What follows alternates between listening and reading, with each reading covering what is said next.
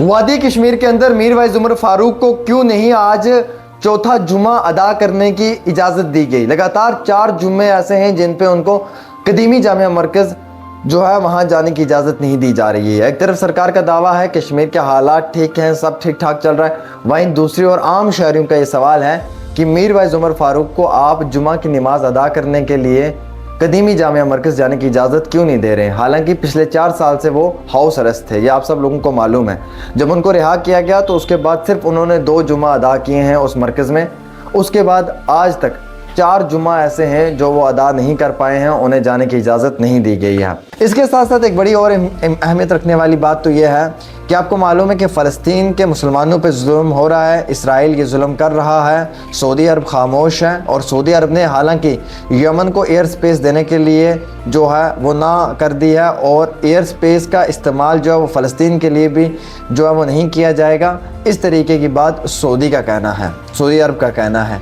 अब वो कहते हैं कि फ़लस्तीन के मुसलमानों के साथ या फ़लस्तीन के आम शहरियों के साथ जिन लोगों के जज्बात हैं, जिन लोगों के एहसास हैं, जो इंसानी हकूक़ को ज़िंदा रखना चाहते हैं, जो ये समझते हैं कि इंसानी हकूक़ का जो है वो दबाव नहीं होना चाहिए, वो सब लोग फ़लस्तीन का सपोर्ट कर रहे हैं। उनका ये मानना है कि सिर्फ मैं नहीं, मेरे साथ जम्मू कश्मीर के लोग नहीं बल्कि करोड़ों वो लोग जो ये मानते हैं कि फ़लस्तीन पर जुल्म हो रहा है, फ़लस्तीन के ऊपर जो है वो कत्ल गारत की जा रही है, वो सब लोग फ़लस्तीन के सपोर्ट में हैं। और जो लोग ये चीज़ नहीं मानते हैं वो इसराइल को सपोर्ट कर रहे हैं, बेशक उसमें कोई शक शुबा नहीं है। मीर वाइज उमर फारूक को बार बार क्यों जो है वो हाउस अरेस्ट कर दिया जाता है, आखिरकार उन्हें क्यों नहीं जुमा की नमाज़ अदा करने दिया जाता है, क्या कोई कारण इसमें है, इस सब चीज़ का हमें कोई इल्म नहीं है।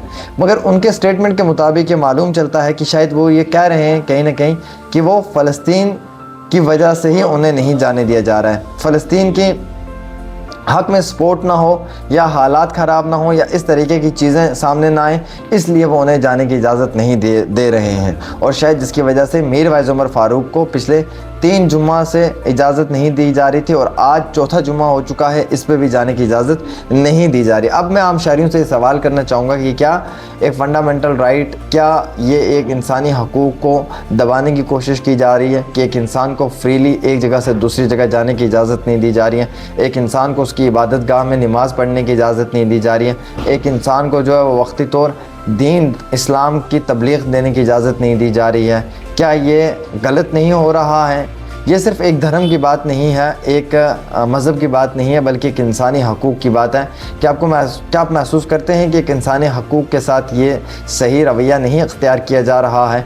फ़लस्तीन के सपोर्ट में कौन है या कौन नहीं वो एक अलग सवाल है, वो आप सब लोग जानते हैं और आपको बताने की ज़रूरत नहीं है। फ़लस्तीन के सपोर्ट में हज़ारों नहीं बल्कि करोड़ों मुसलमान हैं इस वक्त में जो ये मानते हैं कि फ़लस्तीन के ऊपर जुल्म हुआ है। और वहीं दूसरी ओर अगर मीर वाइज उमर फारूक नमाज जुमा अदा करने के लिए कदीमी जामिया मरकज़ में जाना चाहते हैं तो उन्हें क्यों रोका जाता है, क्यों नहीं नमाज अदा करने की कोशिश दी जाती है? हालांकि सरकार का दावा है नॉर्मलसी है, हालात बेहतर हैं, सब ठीक ठाक चल रहा है। अगर हालात बेहतर हैं, सब ठीक ठाक है, तो मीर वाइज उमर फारूक को नमाज अदा करने की इजाज़त दें और उसे जो है वो मस्जिद में जाने की इजाज़त दें और उसे जो वक्ती तौर इबादत करने की इजाज़त दें। इस तरीके से क्यों रोका जा रहा है बार बार, ये सबसे बड़ा सवाल है। इस पे ख़वातीन व हज़रात आप सब लोगों का मुझे जवाब चाहिए और आप सब लोग मुझे बताएं कि क्या मैं सही कह रहा हूँ या गलत कह रहा हूँ। अगर मैं गलत कह रहा हूँ तो आप अपनी राय और अपना कमेंट ज़रूर रखें, अगर मैं सही कह रहा हूँ तो आप इस वीडियो को शेयर कर अपनी राय ज़रूर दें।